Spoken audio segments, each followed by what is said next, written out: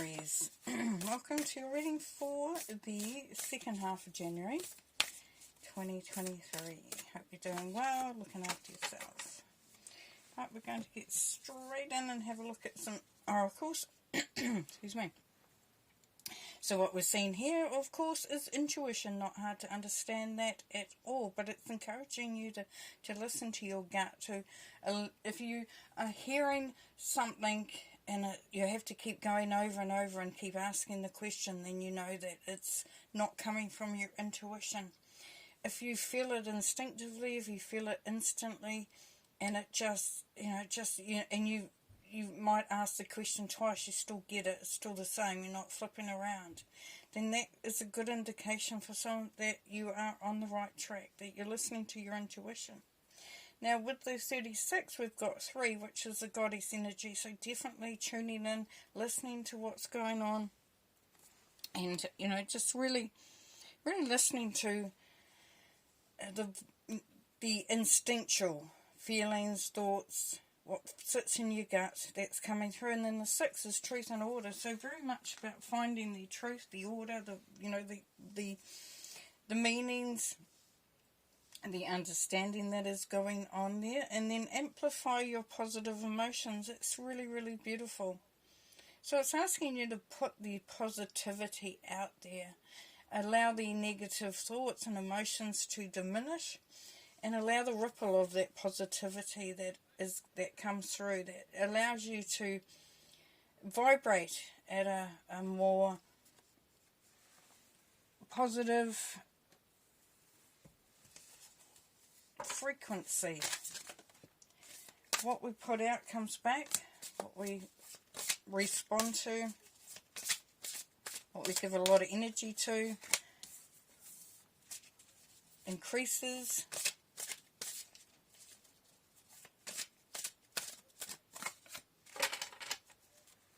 Let's look at some more. So here we have Queen of Spring. Brilliant, loyal, talented and friendly. Believe in yourself. Wonderful people want to help you. Maintain a balance between work and home life. When you're looking at that as along with intuition and amplifying your positive emotions, the Aries, it's saying trust your gut. Definitely trust in your abilities to make decisions. Just really have, pat yourself on the back and say, you know what, I got this. And allow yourself to open up to others around you as well. So not trying to do it all yourself, trying to get it all done in record time. And here it's for a spring. Be grateful, you have much to celebrate, deep feelings of peace and happiness and contented personal life. So for some of you, you're feeling actually things are going quite well. And you're quite excited about what's coming up. And then the High Priestess, there we go, that intuition again. So definitely a very, very strong message here, Aries, about trusting in what you know, what you feel, what you think. Trusting your intuition, careful reflection before taking action, and insights that comes from meditation. So if you're unsure, just go in and ask the questions again from your guardians. Ask them to show it very clearly. Sit quietly. Like I said, if it comes in and it goes around and round and round, it's really probably not your intuition that's showing up there. Okay, 5 of Swords, the Tower.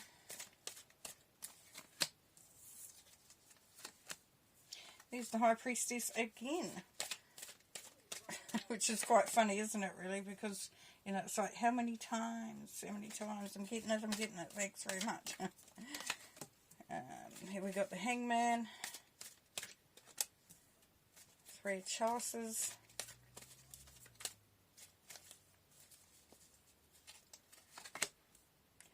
9 of Staffs and the 7 of Staffs. Okay, so starting in the middle here, we have the Maid of Swords. So, yeah, just getting those ideas going, being very clear, being very focused, but very much a lot of clarity coming through here. So it's putting out those ideas as well and really seeing which way it goes. Now, the Eight of Swords is also about timing as well. So you're going to be looking at the right time to do whatever it is. And this is where your intuition will come through very, very strongly. It's really all about the timing. So don't push yourself. Don't make yourself do things before you're ready.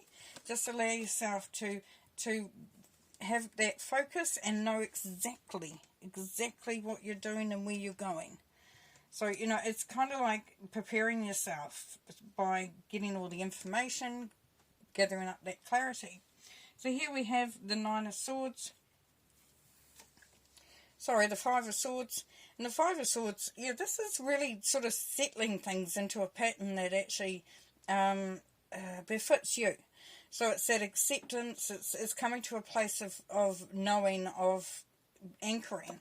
Very much so, and you may have, because fives are conflict and confrontation, so you might have found that you've had to do a little bit of, you know, sorting things out, standing your ground, setting boundaries, and the Tower is asking you to look at what you can take down to rebuild. So there is a major change here.